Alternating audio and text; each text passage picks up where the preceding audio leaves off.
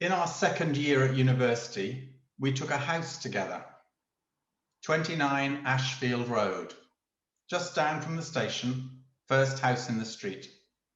That was us. It felt great to be with kindred spirits after growing up a bit of a loner. 29 Ashfield Road furnished trips that I was too innocent to anticipate. Trevor got the attic. Me and Buzz had the middle floor. Mary got the downstairs front room. The kitchen was at the back through a dining room with a door out to a yard. Trevor was an old bear of a man, unsure why or how he got into university. Slow in his speech and movements, but his sense of humor was always out of left field. I had a soft spot for him. He kind of made me feel safe. Buzz, busy young man about town, frizzy hair and lean. Southeast England, Surrey probably. Mary was a large, assertive woman. In those days, you couldn't say aggressive, but she was the biggest personality in the house. And finally me, Faye, innocent, and a bit insecure. I had to check with Buzz that it was okay to paint my room mimosa. We settled in really easily. Late at night, Trevor would play his saxophone under the eaves, plaintive and soulful. We'd all get back from the university disco and sit around the gas fire in the back room, eating toast and swapping gossip about who'd got off with who. I never paid a lot of attention. As soon as the DJ started, I was on the floor, flares flashing, feet rushing, prancing, swirling, a dervish before I even knew about them. So I used to lean back against the sofa and let the sweat cool on me. One Friday, the local Hells Angels chapter turned up at the disco. We weren't too sure what to expect, but they were just teenagers in their stinking jeans and leather jackets. Mary started to circle the leader.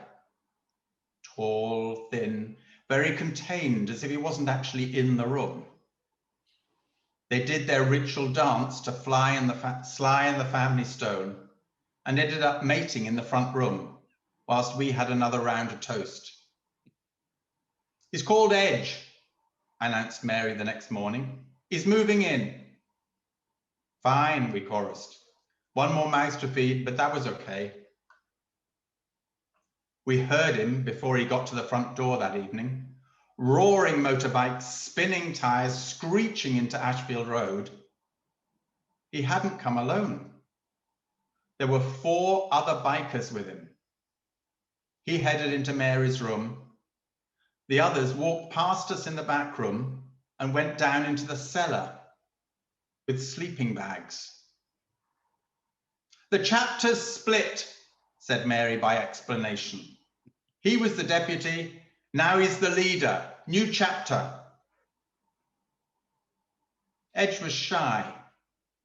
He caught my attention. Mary noticed. He likes you too. He's been in prison.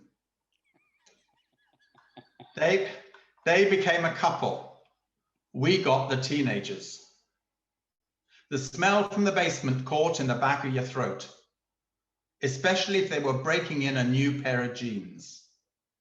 They'd piss on them, wait for them to dry, then piss on them again.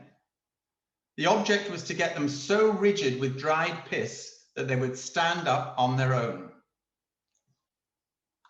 It wasn't all bad though. Early Tuesday mornings, they'd ride off into the night. When we woke, down on the kitchen table were every kind of bun, cake, cream tart you'd ever seen. The workers at the local bakery threw out the seconds, and our boys brought them home for breakfast. I loved heading upstairs to listen to Trevor talk about his life.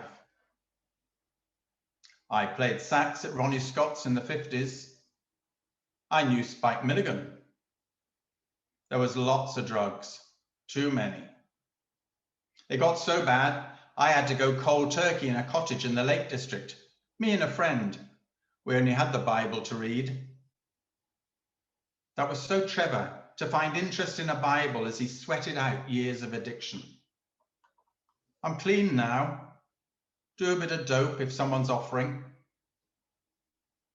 I went along with the crowd. I don't think I thought about things very much. Show me the dance floor. Or when I wasn't too shy, let me sit on the doorstep with Edge. Neither of us knowing what to say. Different worlds. I did get a ride on his bike, holding onto his old leather jacket, roaring around the streets of Lancaster. I tried dope once at a university concert, done nothing for me. So I was caught unawares when a drag queen from New York came to stay with Trevor. He baked a sweet mincemeat pie. I love mincemeat and innocently ate half of it. I sat in my mimosa bedroom, embroidering a Winnie the Pooh for my twin brother. As the needle pulled the red thread through the weave, the colours seemed to get stronger. Don't kid yourself, David, you're just imagining it. A few more reds, stronger colours, and a voice inside my head. You have to lie down. I lay on the bed. Don't go to sleep. Whatever you do, don't go to sleep. You'll die. I didn't go to sleep. I lay there as the room dissolved into 2 dimensions. If you put your hand through the wall, you'll enter the void. I decided not to do that either, but my attention was completely caught. There was nothing outside the 4 walls of my room, nothing, just space, black emptiness. A triangle of pink lights started to throb on my third eye, like a string of pink pulsating pearls. Through all this, I dimly realized I was in trouble. I heard Trevor shaving in the bathroom next to my room. I got up, opened the door, and everything disappeared. I was on the landing. My bedroom no longer existed. I heard Trevor humming some jazz. Trevor, I'm not feeling very well. He turned and everything went dark. Damn, said Trevor. Here, put this shilling in the meter. I took it and started down the stairs. I have a memory of being at the meter as the bare bulb in the cellar came on. Walking back up the dusty stairs, I got smaller and smaller. I entered the back room and I was tiny. The walls were like castles, the furniture like buildings. I started to cry. Trevor wrapped me up in his arms and we sat on the sofa. You'll be all right. Did you take anything? Or just the drag queen's mince pie? That idiot. Here, come closer. I don't know how long we sat in that vast chamber. People came and went, peering down from the ceiling at me. Is he okay? Asked Buzz. Do you think you could sleep? Asked Trevor. He cradled me up the stairs. Throwing off my blankets, we lay down with my head on his shoulder. At some point in the night, he must have left me as I woke up, alone, feeling a bit strange. Everyone looked up when I shakily entered the back room. You all right? Asked Mary. Watch what you're taking in future. I kind of liked the attention. I felt a bit like I'd joined the gang. For years, I never touched marijuana again. I'm too sensitive, I told myself. My senses pick up things that ordinary people don't sense. I told myself all sorts of things. It wasn't until years later that my wife said, "You didn't eat dope. You do know that, don't you?" No, I just thought I couldn't eat it. But it wasn't dope. What do you mean? I said, bewildered, as I'd lived off my I can't eat dope story for a long time. You had a trip. The tart was laced with LSD. Back at university the following year, I went into halls. I rarely saw Trevor.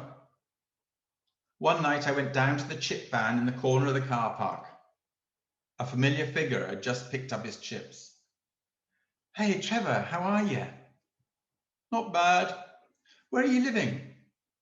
In a caravan at the back of the campus. It does me. And I knew it would. Old Bear Trevor. Thank God he was shaving, whilst I, unbeknownst to me, was tripping.